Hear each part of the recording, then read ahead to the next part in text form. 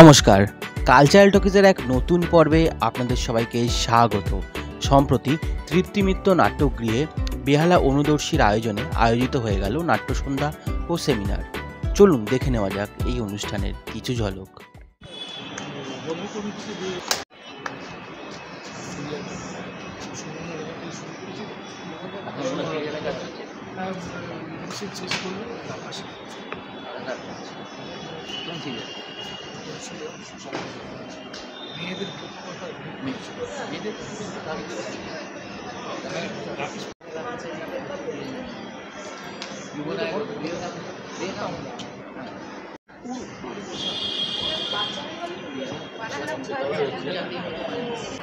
এখন আমি অনিকের সঙ্গে যুক্ত আছি এবং প্রচুর দায়িত্বের কাজ থাকার জন্যে অন্য কোথাও সেইভাবে সময় দিতে পারি না।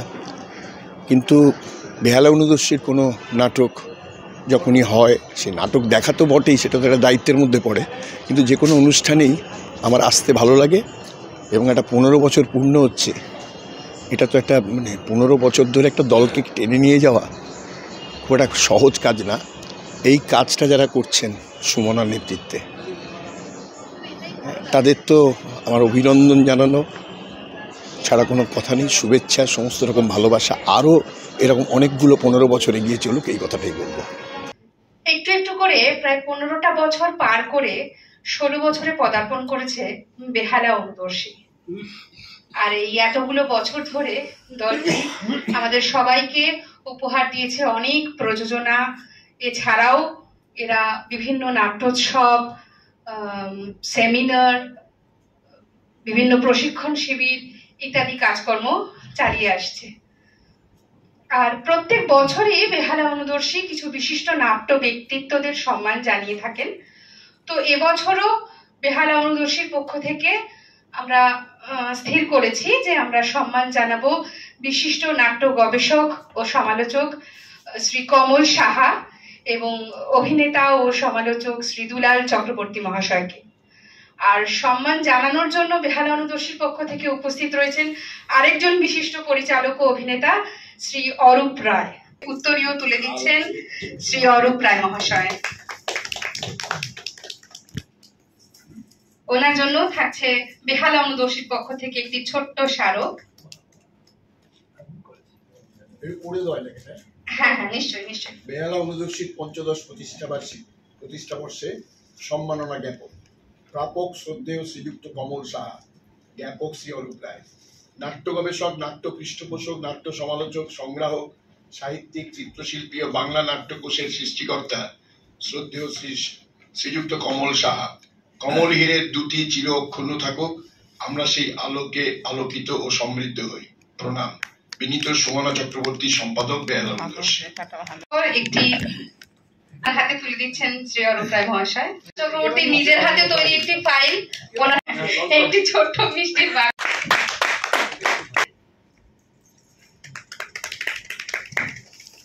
এরপর স্মারকটি তুলে দিচ্ছেন ওনার হাতে। হ্যাঁ, পড়ে দেবেন।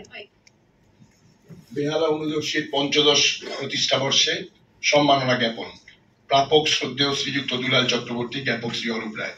নাট্যবন্ধু, অভিনেতা, নাট্য পৃষ্ঠপোষক ও নাট্য সমালোচক শ্রদ্ধেয় শ্রীযুক্ত দুলাল চক্রবর্তী।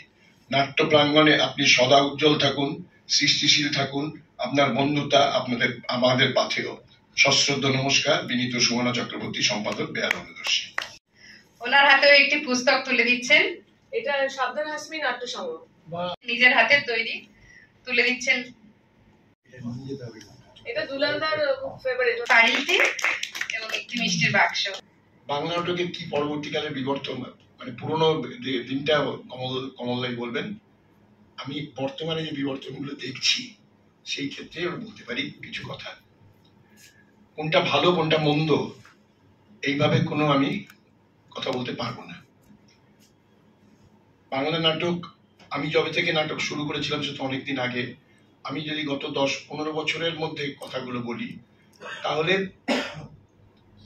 আমাদের মূলত এখানে যদি বলি বিবর্তনের কথা, আমাদের মূলত অভিনয় ধর্মী একটা গল্প, একটা সুন্দর গল্প, এবং সেই গল্পটা যখন আমরা পরিবেশন করছি, ভালো অভিনয়, এইগুলো দিয়েই একটা ভালো নাটক তৈরি হতো।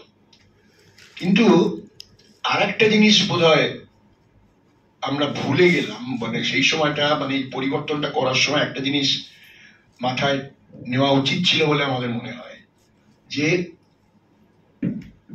নাটকে নতুন রক্ত, থিয়েটারের নতুন রক্তের যে মানে যোগান, সেই যোগানটা ঠিক মতো আমরা দিতে পারছি কিনা। থিয়েটার বিভিন্ন বড় দলগুলো দেখেছি, যে দলগুলো যখন সেই দলের যিনি প্রাণ পুরুষরা যারা ছিলেন, সেই উৎপল দত্ত বলি আর শম্ভু মিত্র বলি, যাই বলি, সেই সমস্ত দলগুলো যখন নাটক করতো, লোকজন আসতো, সবকিছু আছে। একটা জিনিস বলবেন, এগুলো ওনারা খুব ভালো গবেষণামূলক কথা বলতে পারেন, সেই জন্য আমি শুধু পয়েন্টস গুলো বলছি। আমার মনে হয় ওই জায়গা থেকে যখন ওই নতুন লোক নেই, দেখুন দলগুলো কিন্তু ওনারা চলে যাওয়ার পরে দলগুলো মোটামুটি বন্ধ হয়ে গেল। বিরাট জনসংযোগ, নাট্য সংযোগ, নাট্য শিল্পী সংযোগ থেকে কথাগুলো বলেছেন, একদম সত্যি কথা। আমি বহরমপুরে বেশিরভাগ সময় থাকি, তো বহরমপুরে এবার 69 দিনে 82টা নাটক নভেম্বরের 23 তারিখ থেকে মার্চের 15 তারিখ পর্যন্ত মঞ্চস্থ হবে। এই যে একটা ধারা তৈরি হয়েছিল, যেখান থেকে একটা রাজনৈতিক মন্তব্য থাকতো এই নাটকে, সেটা যেভাবেই হোক তৎকালীন সময় থেকে। তারপরে ধীরে ধীরে সেটা এক সময় এসে বিবর্তনে দাঁড়ালো মাধব মালঞ্চি কন্যা 1985 সাল, তারপরে দায়বদ্ধ মেঘনাথ ভট্টাচার্যের 1991 সাল, এবং তারপরে পরবর্তীতে অনেকগুলো ধারা ধীরে ধীরে ক্ষয় বিক্ষয়, তার মধ্যে দূরদর্শন, এই নেট কানেকশন, মোবাইল ইত্যাদি সমস্ত কিছু মিডিয়াগুলোর সঙ্গে লড়াই করে করে থিয়েটার তার ভাষা পাল্টাচ্ছে। সার্বজনীন দেখায় নাটকের জয় হয়। আমার মনে হয় যে বিবর্তন আর পরিবর্তন এক জিনিস নয়। আমরা আগে বাদর ছিলাম, বাদর থেকে বিবর্তন করতে করতে মানুষ হয়েছি, আবার হয়তো বাদর হতে যাচ্ছি। এখন জানি না কোন দিকে যাচ্ছি। থিয়েটার দেখতে দেখতে, পড়তে পড়তে, ভাবতে ভাবতে অনেক বছর কেটে গেছে। কলকাতায় এসে প্রথম নাটক আমি দেখি অঙ্গার, মিনার ভাই। সেই অঙ্গার দেখার পর থেকে আর থিয়েটার থেকে বেরোতে পারিনি। নাটক দেখতে দেখতে দেখতে পাচ্ছি যে আজ থেকে 50 বছর আগে কি 55 বছর আগে যে নাটক হচ্ছে বা আজকে যা নাটক হয়েছে, আকাশ পাতাল তফাৎ, একটু একটু একটু একটু করে পাল্টে যাচ্ছে। এবং এই পাল্টে যাওয়াটা, এই বিবর্তনটা খুব স্বাভাবিক এবং সঙ্গত এবং যুক্তিপূর্ণ হওয়া উচিত। এক জায়গায় সবকিছু থেমে থাকতে পারে না, কোনো কিছুই থেমে থাকা উচিত নয়। প্রত্যেক জিনিসের বিবর্তন হওয়া দরকার। আমরা এখন কেউ রবীন্দ্রনাথের মতো কবিতা লিখব না। আমাদের কবিতা অন্যরকম ভাষা তৈরি হয়ে গেছে, গানের সুর পাল্টে গেছে, কথা পাল্টে গেছে, খাবার পাল্টে গেছে, পোশাক পাল্টে গেছে, ভাষা পাল্টে গেছে, জীবন পাল্টে গেছে। মূলত ডিরেক্টর ঠিক করেন যে এই নাটকটা আমি কিভাবে প্রেজেন্ট করব।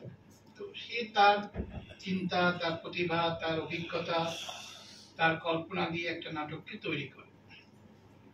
অর্থাৎ একটা নাটক মঞ্চস্থ করতে গেলে একজন খুব দক্ষ শিক্ষক বা অভিনেতা দরকার, বা একজন নির্দেশক দরকার। প্রশ্ন হচ্ছে আমাদের দেশে সেরকম দক্ষ নির্দেশক, দক্ষ অভিনেতা, দক্ষ পরিচালক কতজন আছে? আমার হিসেবে এই মুহূর্তে পশ্চিমবঙ্গে 15,000 নাটকের দল নাটক করছে, শহর এবং গ্রাম মিলিয়ে মিনিমাম 15,000। তো 15,000 দলে 15,000 নির্দেশক আছে, আর যদি 5 জন করেও হয় তাহলে 75,000 শিল্পী আছে। এটা কি সম্ভব? এত অভিনেতা আমাদের দেশে আছে কি? সবাই কি অভিনয় জানে? আর যদি খুব ভালো অভিনয় না জানে তাহলে নাটকটা ভালো হবে কিভাবে? যে মুক্তধারার প্রত্যেকটা চরিত্র হচ্ছে নায়ক, খুব গুরুত্বপূর্ণ সবকটা চরিত্র। তো কোনো দলে 4-5 জনের বেশি শিল্পী থাকে না, ম্যাক্সিমাম 2 জন 3 জন স্টার আর্টিস্ট, বাকি সব সাধারণ নামে। তো একটা দলে যদি অতগুলো ভালো আর্টিস্ট না থাকে তাহলে মুক্তধারা হবেটা কি করে? তখন প্রশ্ন উঠতে পারে যে তাহলে কম্বিনেশন নাইট করে তো করা যেতে পারে, যারা যারা সব নাম করা আর্টিস্ট আছে তাদের দিয়ে যদি আমরা করাই, তাও হবে না। একজন ডিরেক্টর, এই যে দুলালদা একটু আগে বললেন যে নাট্যকার নেই, নাট্যকার তো সোজা না। নাট্যকার একটা 12 বছর 15 বছরে একজন ভালো নাট্যকার পাওয়া যায়। এখন যদি সবাই নাট্যকার হয়ে যায় তো মুশকিল না।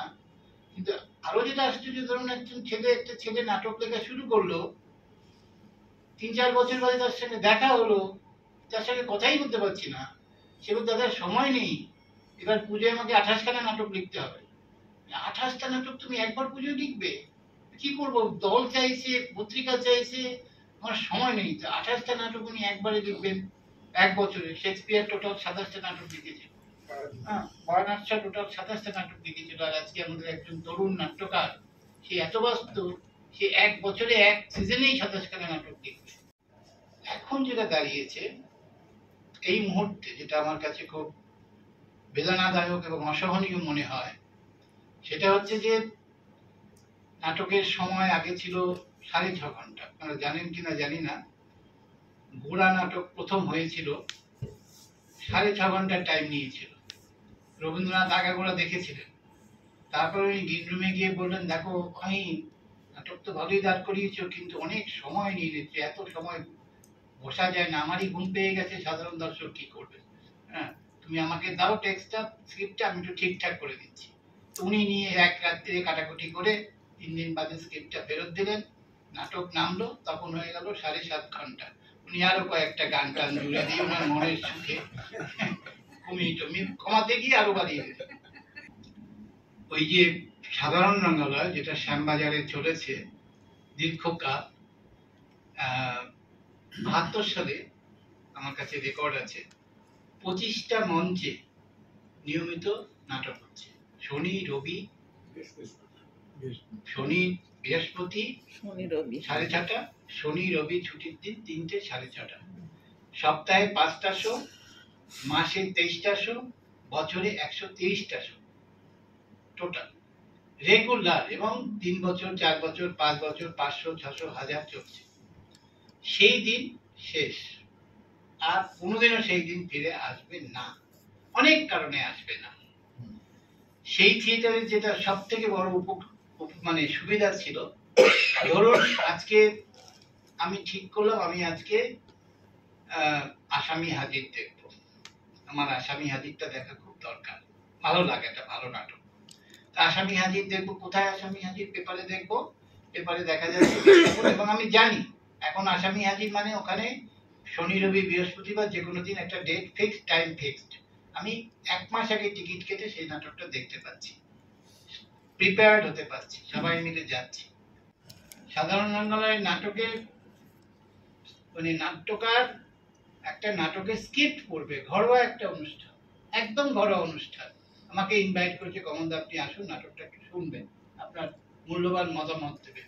আমি গেছি, নাটক শুনেছি, সুন্দর ফিশ ফ্রাই এসছে, কফি এসছে, চা এসছে, কোল্ড ড্রিঙ্কস আসছে, ঘন্টায় ঘন্টায় মানে আসছে, সুন্দর পাঠ হচ্ছে। তারপরে নাটক পাঠের পরে সে খামের মধ্যে 1500 টাকা শোনার জন্য, শুধু শিক্ষা এবং বিনোদন। এই স্কোয়ারটা ব্রেক করলেন জার্মানিতে বসে, আর আমার এই পাগলা ঠাকুর শ্রীরামকৃষ্ণ বললেন থিয়েটারে লোকশিক্ষা হয়, শুধু বিনোদন নয়, সেও কিন্তু শিক্ষার কথাই বলছে, লোকশিক্ষা, মাস এডুকেশন। মাস এডুকেশন কিন্তু শ্যামবাজার দিয়েছে। পাবলিক মেঘনাদের নাটক আপনি জানেন না, আমি জানি। এই শিয়ালদা এবং হাওড়া স্টেশন যেই ক্রস করবেন, যেই যাবে, যেখানে এসে করবে সেখানে হাউসফুল, সেই দর্শক কিন্তু আর কেউ টানতে পারে না, যতই লাফাক আর যতই লাফাক। থিয়েটার থেকে যদি, ওই যেটা প্রথমেই বললাম, থিয়েটার থেকে যদি আমাদের সমাজ বাদ দিয়ে দিই, আমরা আমাদের দৈনন্দিনের দুঃখ কষ্ট যদি বাদ দিয়ে দিই, আমরা যদি আলাদা রূপকথার জগতে চলে যাই সবসময়, সেটা কি চিরকাল ভালো লাগে? সবসময় ভালো লাগে? আমরা কি চাই না আমাদের নিজেদের বিশ্লেষণ করতে, আমাদের আবিষ্কার করতে চাই নাকি? সেই আবিষ্কার, সেই বিশ্লেষণ, নিজের মুখ নিজে দেখা।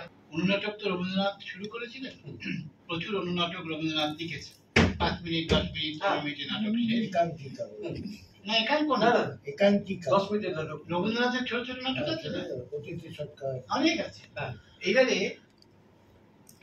মোহিতটা একেবারে জীবনের শেষ প্রান্তে এসে 2008-10 সালে না 8-9 সালে উনি অনুনাটক শুরু করে। মানে এক একটা নাটক 12 থেকে 15 মিনিটে শেষ হয়ে যাবে, কিন্তু তার টেক্সট, তার গঠন, তার বক্তব্য পূর্ণাঙ্গ নাটকের মতোই মজবুত হবে, মানে ধাক্কা মারবে আপনাকে। সুমনা খুব ভালো অভিনয় করে, নিজে খুব দক্ষ অভিনেতা, এবং আমি ওদের অনেক প্রোডাকশন দেখেছি। 15 বছর তো কিছুই না, সবে শুরু, কিন্তু 15 বছরের মধ্যে ওরা অনেক ভালো ভালো কাজ করেছে। আমি সুমনার ভক্ত, খুব অভিনন্দন, শুভেচ্ছা, ভালোবাসা।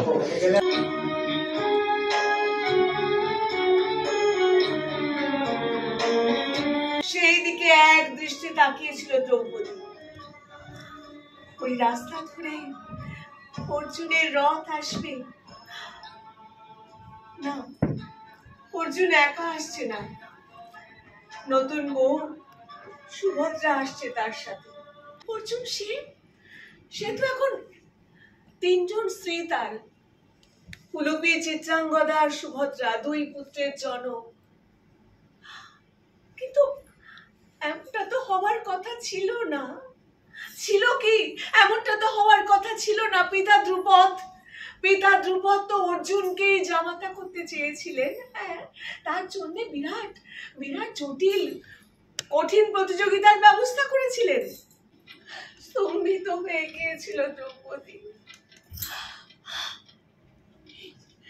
জীবনে প্রথম নিজের উপর তার ঘৃণা জন্মালো, নিজের এই শরীরটার উপর তার ঘৃণা জন্মালো। ঘৃণা একটা সাধারণ মেয়ে যা পায়, একটা সাধারণ রাজকন্যা যা পায়, সে কেন তা পায় না? আমাদের সেই পূজা তুমি গ্রহণ করো দেবী। নিঃস্ব রিক্ত পাণ্ডবের জীবনে তুমি একমাত্র সম্পদ। আমাদের গ্রহণ করো দেবী। 5 পাণ্ডবের জন্য এটুকু তুমি করতে পারবে না। আজও তাই আমার কুমারী বেলায় দেখা সেই অর্জুনের মুখটা আজও ভুলতে পারিনি। আজও আমি অর্জুনকেই সর্বাপেক্ষা ভালোবাসি। বেহালা অনুদর্শী একটি সর্বার্থকভাবে ভালো দল।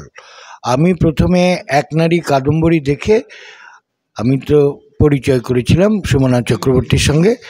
আমি মুগ্ধ হয়েছিলাম ওনার এই নাট্য ভাবনা, গড়ে তোলা। তারপরে আহত অম্বা দেখেছি। সব কিছু দেখেই সত্যিকারেই উনি একজন দক্ষ অভিনেত্রী সুমনা চক্রবর্তী, এবং পরিচালনা উনি খুব চেষ্টা করছেন, একা লড়াই করছেন এবং একা কিছু করে দেখাতে চাইছেন। আসলে জীবনীগুলোকে তুলে আনছেন, ঘটনাগুলোকে তুলে আনছেন, ইতিহাসকে তুলে আনছেন। এই যে জায়গাগুলো ধরে উনি এক একজন ব্যক্তির কথা বলছেন, এই জায়গার থেকে একটা বড় ডাইমেনশানে বিশেষ নারী চরিত্রকেও আমরা পেয়েছি। তাছাড়াও ওনার মনোদাম্পত্য খুব ভালো নাটক, অসাধারণ নাটক সাফোকেশন। আমি প্রায় সব নাটক দেখেছি, সব নাটকের আমি রিভিউও লিখেছি। কাজেই আমার কাছে খুব একটি প্রিয় নাট্যদল বেহালা অনুদর্শী, এবং সুমনা চক্রবর্তী তার যোগ্য পরিচালিকা এবং অভিনেত্রী এবং সংগঠক হিসাবেও উনি খুব যোগ্য, খুব মাপের একজন নাটকের মানুষ। ধন্যবাদ। উড়লার নামে কিছু বললে একবার তিলা দ্বিগুণে জ্বলে উঠে। ওই সালো একটা লোকে না আমি একেবারে সহ্য করতে পারি। হিতে অবশ্য পারুলের কোনো দোষ লাই, ও তো জানে না ইনো লোকটার উপর আমার ইত রাগ। আমার যে সইতে নাই, তোমার কষ্টটা চিনো। কত ভালোবাসা একেবারে। তোমার কথা কইও না, তোমার যে আমার প্রাণ সখী, এই কথাটা জানো না। কত জোরে জোরে হাসতো নাই তো, দিনা উঠে যাবে। উনা কষ্ট করে ওকে ঘুম পারাইছি, আর কেন জবাব যাই করি এলে। আরে বাবা, রাগ করিস কেন? ওষুধ তো দিচ্ছি, একটু সময় দিবি তো নাকি? কোথায় কি বলে জানিস? যেমন তিমন জ্বর, 3-3টে উপোস কর। তা তুমি ঠিকই বলিছ। বলছিলাম কি, উমরালের বউ বলছিল একবার একটা শহরে ডাক্তার দেখি নাই আয় কেন, ও ছোট ছিলে, কি বলতে কি হয় ভুলা যায় কি কিছু। বুঝেছি, ওই অধর মোড়ালের বউ তোর মাথাটা খারাপ করিছে না রে। এটা রাজার পোশাক। ও দেখ, এটা বীর হনুমানের পোশাক। দেখ তো কি, দেখ দেখ, আরে আরে দেখ। ও চটি চাই সালা মাথা কোন লটি চাই। কি করেছে ও? কি করিছে সেটা শুনে তোর মাথায় খুন উঠে যাবে। মেজাজ ঠিক রাখতে লাগবি। কি বলছে রে? এই রাজার ডিরেসে কাল অধর মহাজনের বাড়ি যাব বহুরূপী দেখাইতে।